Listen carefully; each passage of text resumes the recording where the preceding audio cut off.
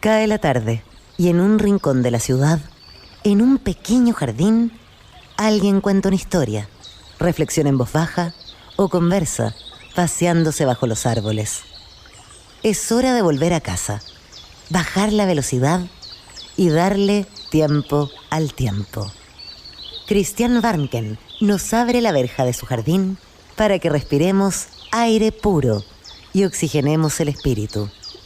En Pauta, aquí comienza Desde el Jardín, una presentación de Fundación Irarrázaval, desde 1920, al servicio de la educación, humanismo y técnica, y Grupo Viva, promoviendo la sostenibilidad en la empresa y los barrios. Lo esencial de toda exploración será volver al propio jardín y ver las cosas por primera vez, decía el poeta T.S. Eliot. Muy buenas tardes, queridas y queridos radiovidentes, que al escucharme me ven en Antofagasta, en Valparaíso, en Viña del Mar, en Temuco, los que nos siguen en Santiago, desde luego también, los que nos siguen a través de pauta.cl o por Spotify. Estoy abriendo la verja de madera de mi jardín. Y bueno, la noticia que hoy día está en los titulares de todos los diarios digitales es que Patricio Fernández renunció a la organización de la conmemoración de los 50 años del golpe en medio de presiones del Partido Comunista y de agrupaciones de derechos humanos.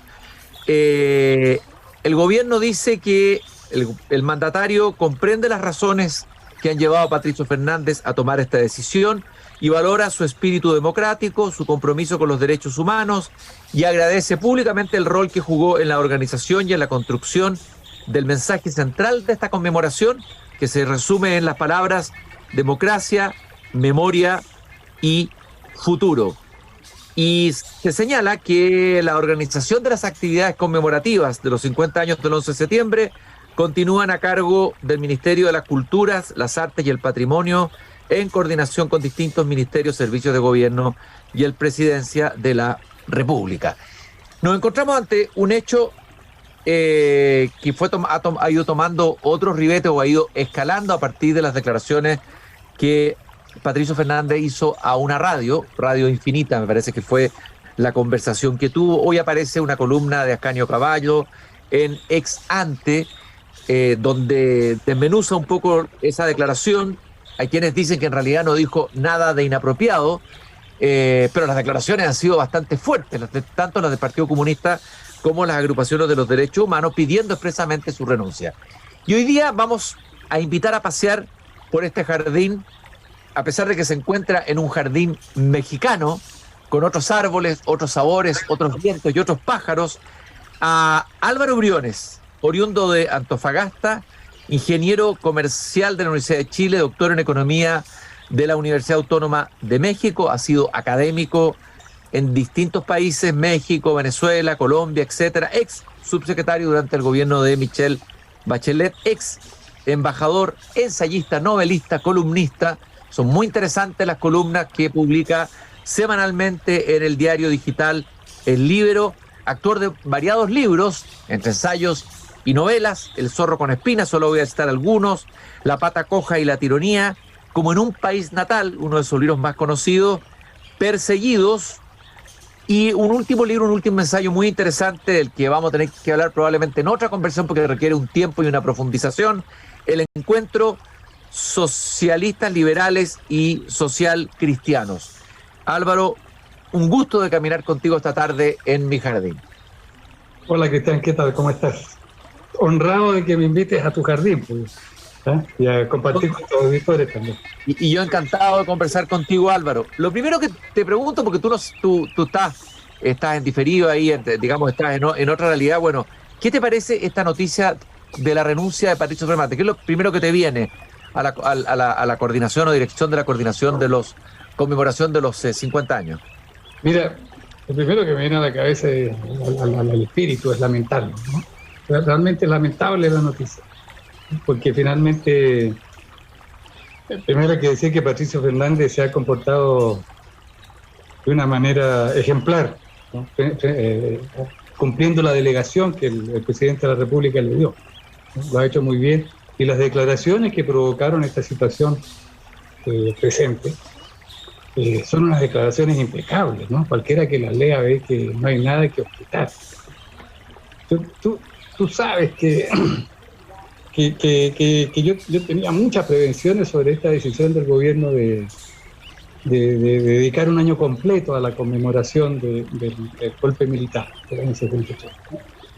Y lo hacía porque tengo ya muchas experiencias personales, aparte de cualquier reflexión histórica que se pueda hacer.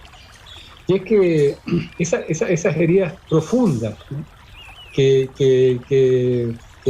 genera el enfrentamiento fratricida, ¿no?, el enfrentamiento entre un país con la secuela horrible de crímenes que significó el golpe militar de 1973. Esas heridas no se cierran, ¿no? Yo creo que no se cierran jamás, para ser franco, pero si se llegasen a cerrar, se cierran con los siglos. Y buscar generar una conmemoración avalada, prácticamente impuesta por el Estado, era un camino casi seguro a una apertura de esas heridas. Es algo que ha ocurrido siempre. Pero no sé si tenemos tiempo, Cristian, para contarte una anécdota. Pero por supuesto, Álvaro, eso es lo que tenemos. Un poquito de tiempo, pero tenemos tiempo. Estamos caminando por un línea, hagámoslo pausadamente y bien. Muy bien, voy a tratar de hacerlo rápido. Mira, yo como tú señalaste hace un rato, yo fui embajador de nuestro país en España, ¿no? Y entre mis pasiones estaba entonces jugar baby fútbol. Y jugaba con la gente que trabajaba conmigo, con mis colaboradores, algunos de ellos españoles. Y jugando a la pelota, ¿no?, se crea un ambiente, otro ambiente, ¿no?, un ambiente ya que escapa un poco a la rigidez de una embajada, se vuelve más fraternal, más cercano, en fin. Y recuerdo bien que nos estábamos duchando después de una partida de baby fútbol, y se me ocurrió preguntarle a uno de mis colaboradores, que era un ayudante español, Paquito, ¿no?, preguntarle qué hacía su familia o dónde estaba su familia cuando comenzó la guerra civil en España. Y él, muy, muy sinceramente, me dijo: mire, embajador, mi familia estaba, y me nombró un lugar, un pequeño pueblo donde él era originario de su familia, estaba en este lugar cuando llegaron los fascistas. Y en ese momento su mejor amigo español, pero su amigo cercano, aquel que seguramente lo había llevado a trabajar a la embajada, aquel con el que convivía todos los días, reaccionó de una manera casi violenta. ¿Cómo que fascista? ¿Cómo que fascista? ¿Qué te has imaginado? ¿No? ¿Qué se imaginan ustedes, los rojos? ¿No? Oye, y estas dos personas, debajo de la ducha, pues, ¿no?, en un momento, te digo que no podía ser más informal, más de cercanía entre personas, entre hombres en este caso. Y abrieron una discusión casi violenta. Yo tuve en un momento que pararla y decir: ya, déjenlo hasta acá, ¿no?, sobre hechos que habían vivido sus ancestros 2 generaciones atrás, o quizás 3, ¿no? Y revivieron esa discusión probablemente con la misma pasión con que la habían vivido esas personas décadas atrás. O sea, es ilusorio pensar que el tiempo desvanece las diferencias que fueron provocadas por situaciones concretas, específicas, ¿no? Porque frente a esas situaciones concretas y específicas, ¿no?, la gente tiende a reaccionar con la misma, desde la misma perspectiva y con el mismo razonamiento con que lo hizo cuando se enfrentó por primera vez a esos mismos hechos, ¿no? Porque esos conflictos son provocados por hechos concretos. No es una discusión, no es un debate familiar de sobremesa, ¿no? Son hechos concretos que afectaron, probablemente modificaron a una sociedad, y frente a ellos es que la gente reaccionó en ese momento. Y es imposible que se reaccione de una manera distinta con el tiempo. Los hechos son los mismos y las reacciones probablemente van a ser las mismas. Lo único que cabe frente a ellas es tratar de conocerlas primero, con la mayor objetividad posible, tratar de analizarlas con la mayor objetividad posible, pero no imaginarse que van a cambiar, ¿no? Y mira, perdona que sigo un segundo más. Entonces, quería preguntar, recordarlo, conmemorar, es simplemente reabrir la discusión en los mismos temas, ¿no? en ese sentido, a ver, tú fuiste militante del Partido Socialista, ¿qué edad tenías para el golpe militar? ¿Cuál es tu experiencia con ese golpe y qué ha pasado contigo desde entonces? ¿Cuál es el trabajo o reflexión que has hecho para llegar al lugar donde estás hoy en relación a estos hechos, a los 50 años? Yo tenía 24 años para el golpe militar, era dirigente del Regional Santiago Centro del Partido Socialista, no de la Juventud Socialista, del Partido Socialista. Luego del golpe y de estar aquí un breve periodo tratando de continuar mi vida militante, de resistente en este caso, me asilé en una embajada y finalmente terminé viviendo en mi exilio en México. Seguí siendo militante del Partido Socialista, lo fui durante 50 años, y viví muy intensamente la experiencia de la renovación dentro del Partido Socialista. El Partido Socialista enfrentó estos hechos, ¿no? Enfrentó su propia experiencia sobre todo durante el gobierno de la Unidad Popular, y llegó a conclusiones que lo han conducido a una actitud, una práctica y una convicción teórica socialdemócrata. Eso se ha visto en los últimos años cuestionado y eso motivó mi propio alejamiento del Partido Socialista, ¿no? Pero creo que la experiencia de la renovación socialista es una experiencia muy valiosa y que ojalá irradiara al resto de nuestra sociedad, porque ese fue el caso de un partido que se miró a sí mismo, comprendió sus errores y buscó superarlos por la vía de generar una nueva visión de la política y de la sociedad, siempre con un espíritu de cambio social y de justicia social. Álvaro, hablábamos de que tú no estabas de acuerdo con esta conmemoración porque desde tu punto de vista esto volvía a abrir las heridas. Lo que acaba de pasar con Patricio Fernández lo estás demostrando. En Uruguay se ha hecho algo similar, una suerte de conmemoración, pero de manera distinta.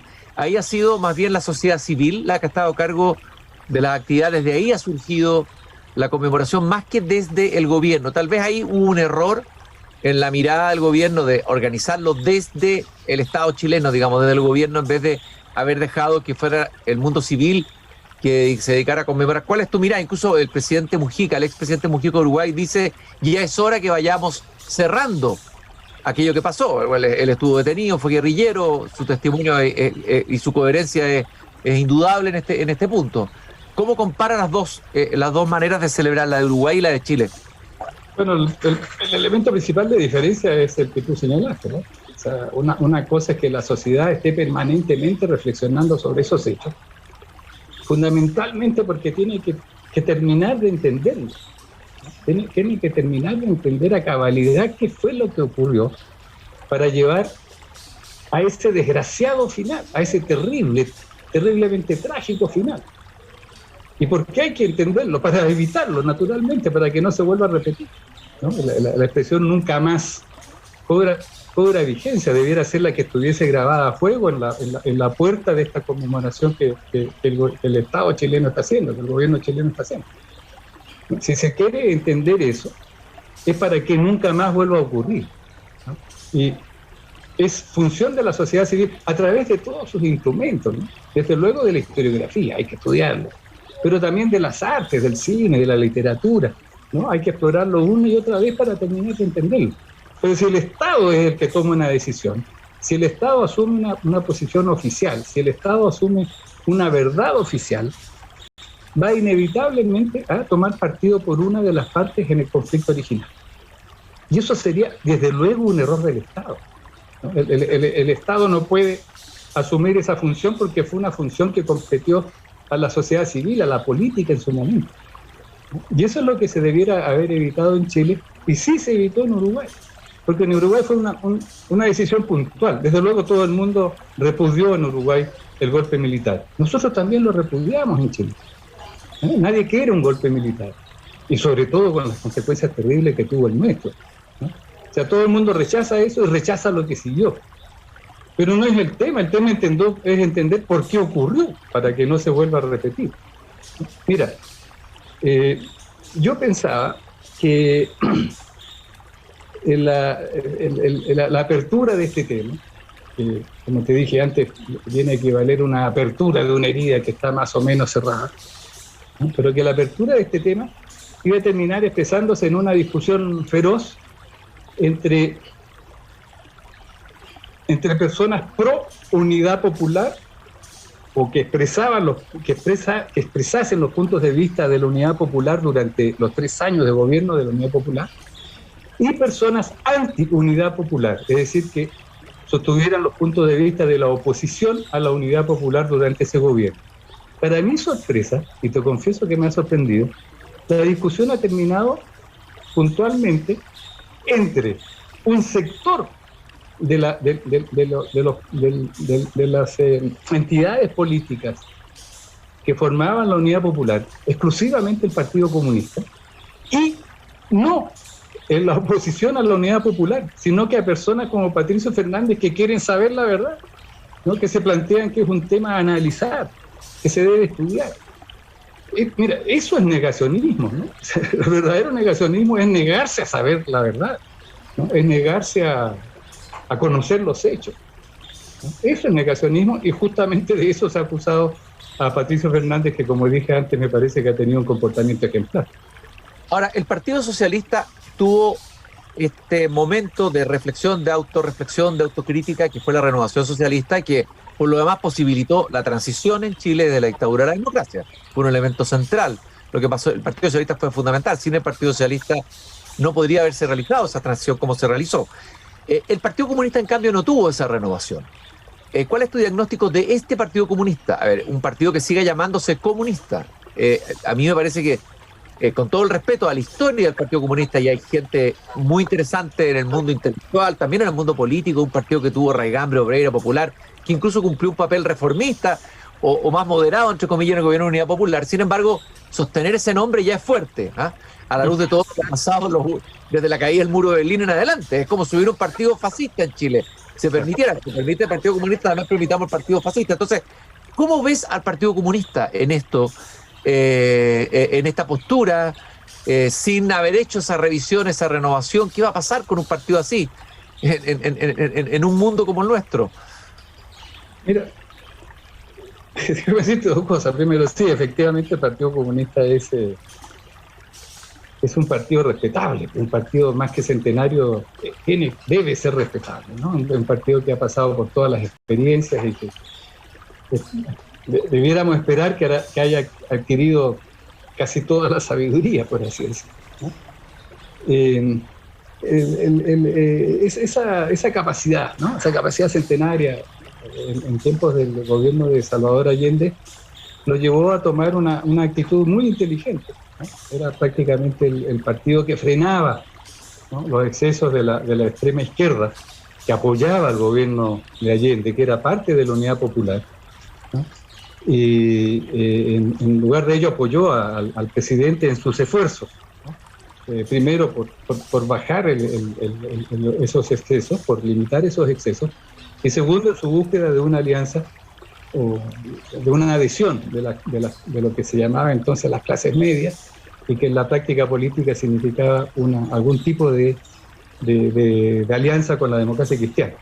Ese fue el papel que cumplió el Partido Comunista durante ese periodo. Era un papel estrictamente táctico, ¿no? Porque desde la perspectiva del marxismo, y en el caso del Partido Comunista chileno, marxismo-leninismo, el Partido Comunista chileno, en su registro en el servicio electoral, se autodefine como marxista-leninista, lo que obliga, ¿no? Ser marxista-leninista es adoptar una doctrina y una teoría respecto del cambio social, ¿no?, que culmina con el apoderamiento del Estado, ¿no? El Partido Comunista lo que hizo durante el gobierno de la Unidad Popular fue moderar las cosas porque comprendía que no era el momento. Eso es inteligencia política, ¿no? No se ha movido de sus posiciones. como el país ha ido moviéndose, en cambio, hacia mayores libertades, nuestro país hoy día, dígase lo que se diga, ¿no? Es un país de libertades, es un país fundamentalmente de libertades. Una prueba es nuestra conversación hoy día, ¿no? Podemos conversar de lo que queramos, la gente hoy día opina mucho más de lo que quiera, incluso, y perdona que aquí hago un pequeño paréntesis, hoy día hay una intelectualidad de derecha opinante que antes no existía en Chile, ¿no? Casi toda la intelectualidad era exclusivamente de izquierda, éramos nosotros los que opinamos. La derecha parecía despreciar la opinión. Hoy día eso no ocurre. Bueno, ¿no? En ese marco, el Partido Comunista, con sus mismas posiciones, está tratando de imponer una verdad oficial. Esa verdad oficial es profundamente táctica. Si hubiese una verdad oficial respecto a lo ocurrido durante el periodo de gobierno de la Unidad Popular, tiene avanzado muchísimo en el terreno de ganar conciencia, ¿no? Fíjate tú, algunos personeros comunistas en estos dos últimos días, han reclamado, entre otras cosas, que el supuesto negacionismo, ¿no? de decir que hay que estudiar ese periodo, significa desconocer grandes logros como la reforma agraria o la nacionalización del cobre, que en su momento sin duda significaron un paso muy importante adelante en la reforma estructural, el cambio estructural de la sociedad chilena. Ambos habían comenzado durante el gobierno anterior de Eduardo Frei Montalva, habían sido muy limitados, el gobierno de la Unidad Popular los llevó adelante y sin duda que fueron muy útiles para las reformas posteriores que se hicieron durante la dictadura militar. Desde luego eso no hay que desconocerlo, pero si tú lo conviertes en una verdad oficial, significa que a partir de ese momento hay que comenzar cualquier análisis y cualquier programa político a partir de ese momento, de esa verdad. Ese es el gran movimiento táctico que hay detrás de una historia oficial. Una historia oficial fija, ¿no? el punto de partida, ¿no? de cualquier definición de progreso político y económico hacia adelante. Pero puede ocurrir que en nuestro país haya mucha gente que no está de acuerdo, ¿no? Y por lo tanto, esa verdad oficial solo operaría como una suerte de censura, de gigantesca censura, sobre un porcentaje de la población, de la ciudadanía en Chile, que es más que significativa, y hoy día es mucho más que significativa. Aparentemente es mayoritaria. No lo es, pero aparentemente es mayoritaria. Entonces, no puede haber verdades oficiales. Siempre deberíamos oponernos a las verdades oficiales. Debemos ser siempre críticos, ¿no? Siempre exigir la libertad de examinar todas las cosas en todas sus dimensiones. A eso creo yo no está, ese es el objetivo final, ¿no? De toda esta embestida en contra de Patricio Fernández. Ahora, te voy a preguntar dos cosas en los últimos minutos que nos quedan. Primero, ¿qué efectos políticos puede tener esto en el gobierno? La salida de Fernández. ¿Es un triunfo del Partido Comunista? ¿Fue la presión tan grande que Fernández no pudo mantenerse en el cargo? Esa es una cosa. ¿Qué va a pasar ahí? Los efectos políticos que va a tener. ¿Y qué es lo que debiera hacer, según tú, el gobierno para que esto tuviera una buena deriva? Porque esto se le puede convertir en un boomerang. O sea, con todos los problemas que ya tiene, agregarle este problema. O sea, quiero decir, la conmemoración de los 50 años, que parecía que podía darle réditos al mismo gobierno, con la mirada tal vez más mezquina, celebrarlo con un propósito político estrecho, habría sido un error también. Sin embargo, ahora al revés, puede abrirle muchos flancos al gobierno en vez de cerrarlo. ¿Qué crees tú que debiera hacer si tú tuvieras que aconsejar al presidente qué es lo que debiera hacer en los meses que quedan? Es decir, estos meses difíciles a partir de la renuncia de Fernández, julio, agosto y septiembre, estamos muy cerca del 11 de septiembre, Álvaro. Bueno, afortunadamente no soy consejero del presidente, porque realmente este es un tema demasiado complejo.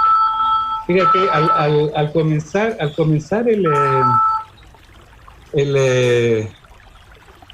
el año, y al comenzar el gobierno también, todo parecía indicar que el presidente estaba utilizando esta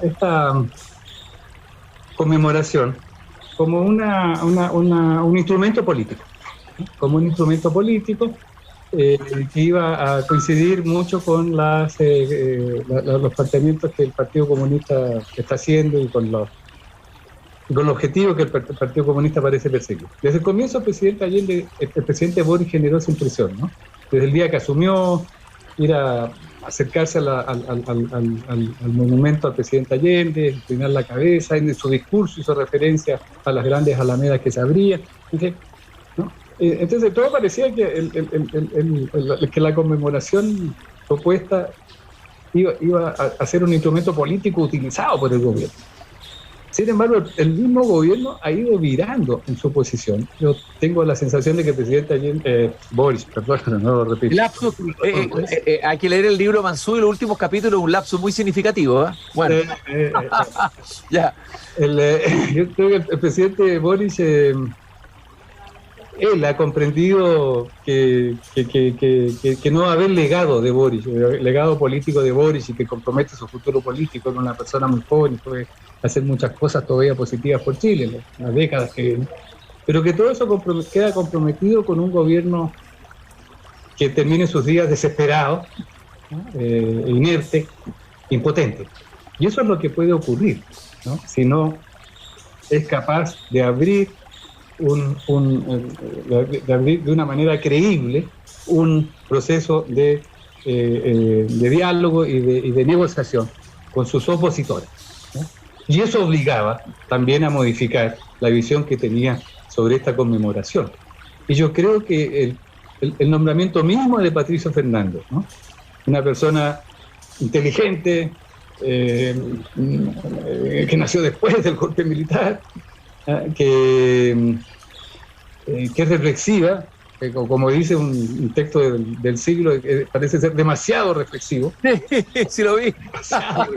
Una persona reflexiva que iba a convertir este año de conmemoraciones en un año de reflexión, en lugar de un año de ensalzamiento o de generación o de afirmación de mitos, ¿no?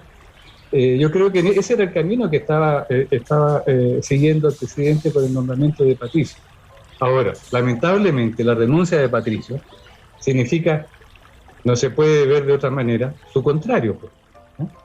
Es decir, si Patricio Fernández se va y finalmente todo lo que queda de esta conmemoración va a estar situado en el Ministerio de la Cultura, entonces creo que no puede sino verse, uno, como una victoria del Partido Comunista. El Partido Comunista lo logró, hay que decirlo.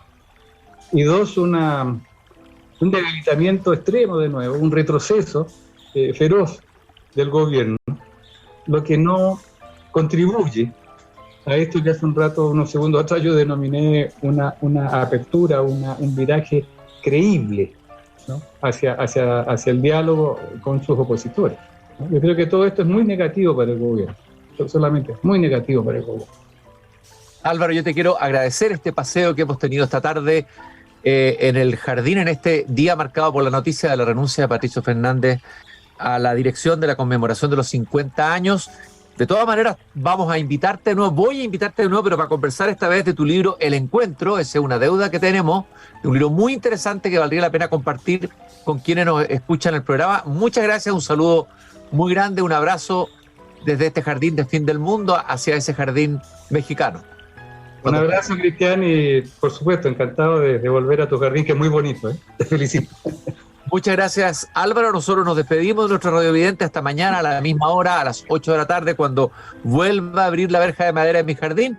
Recordarles que el Grupo Viva está comprometido con la sostenibilidad en los barrios y la cultura en la empresa, y Fundación Irarrázaval. Todos los lunes conversamos aquí en el jardín con profesores de Chile. Muchas gracias por habernos acompañado. Hasta mañana. Es hora de cerrar la verja de madera del jardín. Pero Cristian Warnken la volverá a abrir todos los días de lunes a viernes a las 20 horas en Radio Pauta, cuando comience de nuevo Desde el Jardín.